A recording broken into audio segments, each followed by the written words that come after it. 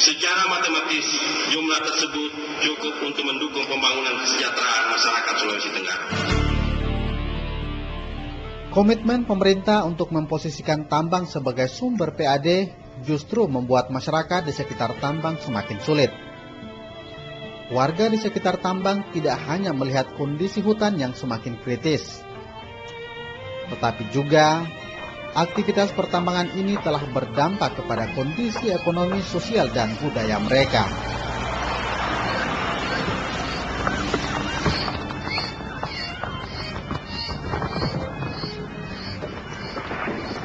Sahabat alam, eksploitasi tambang besar-besaran seperti yang terjadi beberapa tahun terakhir ini boleh jadi menjadi dampak atas pelaksanaan otonomi daerah. Karena masing-masing daerah berlomba-lomba menggali dan mengeksploitasi tambang mereka untuk mencari sumber pendapatan asli daerah. Salah satunya dengan menerbitkan izin kuasa pertambangan yang kini semakin marak. Yang seringkali menjadi pertanyaan di kalangan penggiat lingkungan adalah keuntungan apa yang diterima pemerintah terhadap penerbitan izin pertambangan. Sementara masyarakat yang tinggal di sekitar lokasi tambang cenderung tidak merasakan manfaat terhadap aktivitas pertambangan itu. Bahkan, bencana atas kerusakan lingkungan seringkali menjadi imbalannya.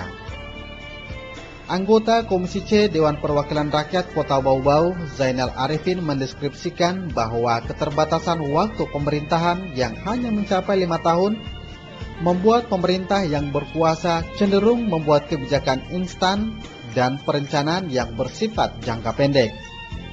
Ini merupakan konsekuensi dari pelaksanaan otonomi daerah, katanya. Selama ini, perdebatan masalah pertambangan hanya tertuju atas ketidaksepahaman antara pemerintah kabupaten kota dan provinsi soal pembagian hasil tambang. Tidak jarang izin pertambangan lebih banyak diterbitkan oleh pemerintah kabupaten kota tanpa dikoordinasikan dengan pemerintah provinsi. Ada banyak upaya yang bisa dilakukan pemerintah dan masyarakat untuk mengoptimalkan pengelolaan sumber daya alam, khususnya sektor pertambangan. Wakil Bupati Buton Ali Laopah mengungkapkan pengelolaan sumber daya alam harus merujuk kepada kepentingan dan kesejahteraan masyarakat. Untuk itu pelibatan masyarakat sangat diperlukan. Tentu memang tadi saya sampaikan bahwa pemerintah juga bukan hanya secara sipil hanya dengan adanya tambang itu berupaya untuk setinggi-tingginya supaya meraup PAD dari situ. Tak hanya itu, pemerintah daerah punya kewajiban untuk menagih komitmen atau janji dari perusahaan tambang yang sudah disepakati sebelum terbitnya izin usaha tambang yang mereka miliki. Tetapi tentu pemerintah daerah sangat berhati-hati dan punya rambu-rambu yang dalam hal mengeluarkan izin dan lain-lain ya. Untuk pemerintah daerah punya rambu-rambu, pemerintah provinsi punya rambu-rambu dan sampai ke pusat. Itu tentu sudah. Dan yang harapan kita para pelaku pemegang kuasa pertambangan itu bisa konsekuensi ya, berkomitmen untuk memahami rambu-rambu tersebut. Bukan hanya kita mengejar PAD dan lain-lain, tapi ada yang diabaikan, utamanya menyangkut sistem dan ekosistem, ekologi dan lain-lain ya. Nah, itu yang penting.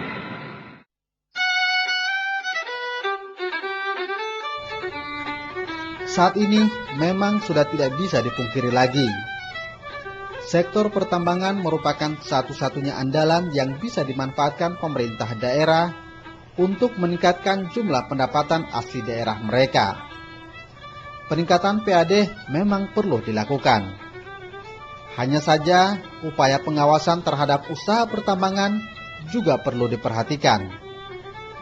Kerusakan ekologi yang berdampak langsung terhadap tingkat ekonomi masyarakat selama ini tidak bisa dinilai dengan jumlah pendapatan daerah. Bahkan, kalau dihitung-hitung, kerusakan yang timbul akibat pengelolaan sektor pertambangan ini jauh lebih besar dibanding jumlah PAD yang diterima pemerintah.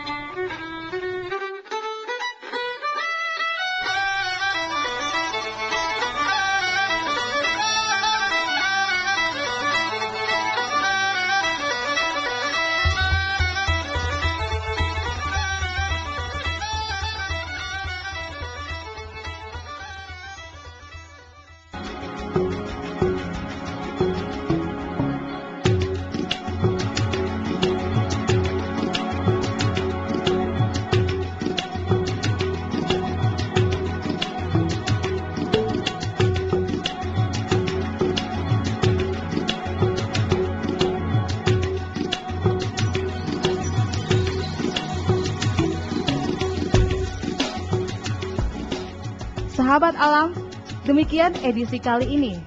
Kritik dan saran dapat disampaikan kepada Forum Komunitas Insan Radio Lokal, Jalan Laute 3, nomor 9, Mandunga, Kendari, atau telepon dan fax ke 0401 327 860 atau email radioswa@telkom.net.